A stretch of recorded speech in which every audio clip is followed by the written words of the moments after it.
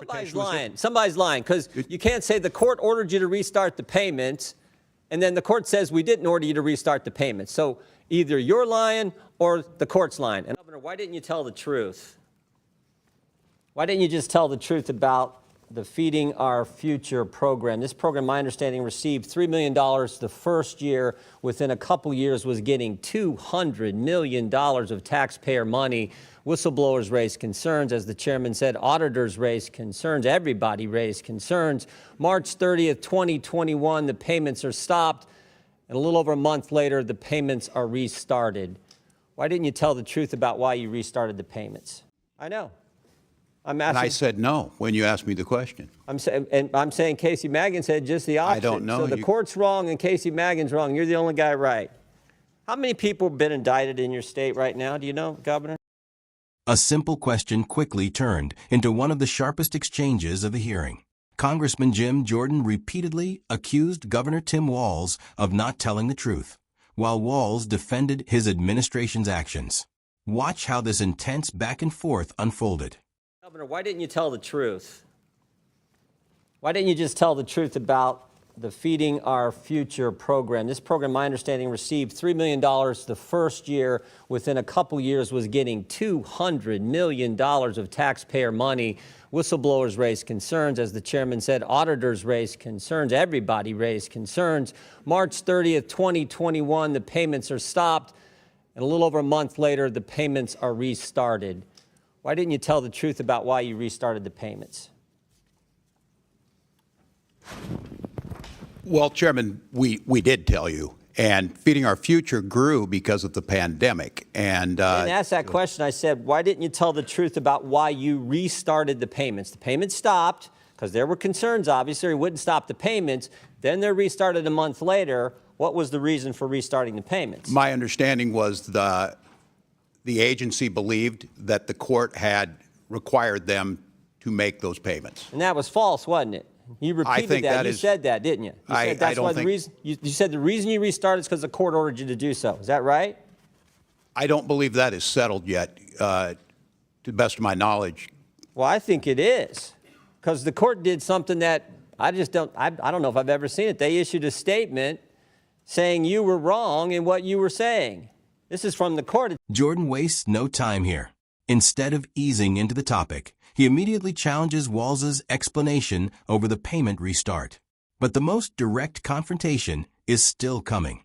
It says Feeding Our Future versus Minnesota Department of Education correcting reports and statements by Governor Tim Walz concerning orders issued by the court. Here's what the judge says. Governor Tim Walz told the media that the Minnesota Department of Education attempted in payments to FOF because of possible fraud, but that Judge Guthman ordered payments to continue in April 2021. Next sentence. That is false. So you said something wasn't true. He further states this. Judge Guthman, the court says this. Judge Guthman never ordered the Department of Education to resume payments to Feeding Our Future in April 2021 or at any other time. So I want to know, why didn't you tell the truth? Congressman, the attorneys at the Department of Education interpreted that differently. Both of those judges are no longer on the bench, and I think that interpretation. The very first sentence, the first 7 words. This is not some unnamed source talking to the New York Times. This is not some anonymous source talking to whatever your Minnesota Star Tribune or whatever your paper is. This is the court speaking. First sentence, first 7 words. Due to inaccurate statements by the governor, Ramsey County District Court judge has issued and authorized this following news release. That's pretty straightforward. So the court's lying? I can't tell you, Congressman, but the interpretation somebody's lying. Somebody's lying, because you can't say the court ordered you to restart the payments, and then the court says we didn't order you to restart the payments. So either you're lying or the court's lying. And I'm just asking you, which one is it?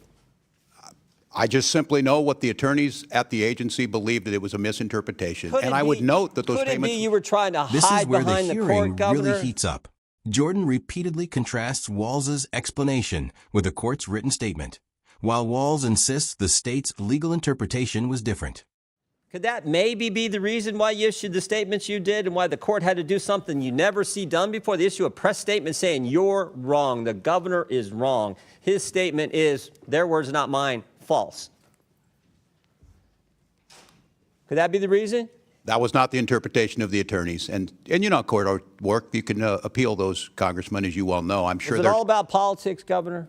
No, it's about taking care of our people, which Minnesota does better than anyone else. $3 million, the behavioral intervention program went from $3 million to $400 million in 5 years. The housing stabilization went from $2.6 million to $104 million. The integrated community supports went from $4.6 million to $170 million in 3 years. And this is unbelievable what's happening, and you're trying to hide behind some pretend court order, some court order that didn't exist. Governor, who's Casey Magan? I don't know who Casey Magan is. Well, I'll tell you. Mr. Magan is a Somali American and a fraud investigator in the guy beside you's office, in the Attorney General's office. And here's what he said. There was a perception that forcefully tackling this issue might cause political backlash among the Somali community, which is a core voting bloc. Did that have anything to do with this whole fraud scheme that went on in your state, Governor? It did not, Congressman. It did not. So you're saying Mr. Casey Magan is lying too? I'm not. You're the only one telling the truth in the whole state. Mr. Magan, who's a fraud investigator at the Attorney General's office, says it's politics. The court said I couldn't speak for Mr. Magan. You asked me a question. I know.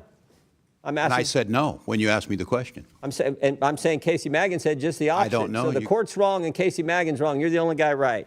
Now, the discussion shifts from court documents to political motivation. Jordan introduces testimony from a fraud investigator, and the exchange becomes much more personal. How many people have been indicted in your state right now? Do you know, Governor? I don't have those numbers with me. You don't? 98 people have been indicted. You happen to know how many are Somali American? I don't. We don't investigate or prosecute people based on ethnicity, religion. Neither do I. We shouldn't do that. But Mr. Magan is a Somali American who just said that the court, one of the concerns was this is a core voting bloc. And I just want to know if you know how many of the 98 people who have been indicted in your state are Somali. I don't. Their ethnicity is not my concern. 85% of the people indicted were Somali American, key voting bloc. And I think that's what drove this whole thing. Jordan closes by focusing on indictment numbers and voting bloc concerns, while Walz maintains that prosecutions shouldn't be viewed through ethnicity or politics. The hearing ends with both sides standing firmly by their positions. As this exchange comes to an end, it's worth stepping back from the rapid-fire questions and looking at what each side was trying to accomplish. Congressman Jim Jordan's strategy was straightforward from the very first sentence. He didn't begin by asking about future policy or administrative plans. Instead, he immediately focused on one central allegation, whether Governor Tim Walz had accurately explained why payments in the Feeding Our Future program resumed after they had previously been stopped over fraud concerns.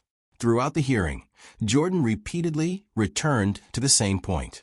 Rather than introducing a series of unrelated topics, he built his questioning around a single argument. He cited court documents, quoted specific language, and repeatedly asked whether the governor's public explanation matched what the court had actually said. By revisiting that issue multiple times, Jordan attempted to emphasize what he viewed as an inconsistency in the public record. Governor Walz, however, presented a different explanation. Instead of agreeing that the statements were false, he argued that state attorneys had interpreted the legal situation differently at the time. His defense centered on the idea that there was a legal interpretation behind the decision rather than an intentional effort to mislead the public. Whether that explanation satisfies critics is ultimately a matter of public debate, but it illustrates an important reality of government decision-making. Legal disputes can produce competing interpretations, especially during complex administrative situations. Another interesting part of this hearing was the communication style used by both participants. Jordan relied on short, direct questions and often pressed for yes or no answers. That approach creates a fast pace and can increase pressure on the witness. Walz, on the other hand, frequently expanded his answers to provide additional context or explain the legal advice his administration had received. Those different communication styles created much of the tension viewers saw during the exchange. The hearing also moved beyond the court documents and into broader questions about public accountability. Jordan introduced comments from a fraud investigator and suggested that political considerations may have influenced how concerns about the program were handled. Walz rejected that suggestion and maintained that decisions were not based on politics or voting blocs. That disagreement reflects one of the larger themes often seen in congressional oversight hearings. Lawmakers may interpret the same events very differently depending on the evidence they consider most important. One of the final exchanges focused on indictment numbers connected to the fraud investigation. Jordan argued that those figures raised additional questions about how the case developed, while Walz responded that prosecutions should not be viewed through the lens of ethnicity, and that criminal investigations should focus on conduct rather than identity. That distinction became another significant point of disagreement before the questioning concluded. More broadly, this hearing serves as a reminder of why congressional oversight exists. These hearings are designed to test explanations, compare public statements with official records, and allow elected officials to question executive leaders in a public setting. They are not courtroom proceedings, and they do not determine guilt or innocence. Instead, they provide a forum where competing narratives can be presented directly to the public. For viewers, one of the most valuable aspects of exchanges like this is seeing how public officials respond under sustained questioning. Some viewers may believe Jordan effectively highlighted contradictions that deserved further explanation. Others may feel Walz adequately explained that legal interpretations within government agencies can differ, and that those differences do not necessarily prove intentional misconduct. Reasonable people may reach different conclusions after watching the same testimony. Ultimately, this hearing wasn't just about one program or one court document. It was about transparency, accountability, and public confidence in government decisions involving taxpayer money. Those issues remain important regardless of political affiliation because they affect how citizens evaluate the performance of public institutions. As always, the best approach is to examine the testimony, consider the evidence presented by both sides, and draw your own conclusions based on the complete record rather than isolated moments.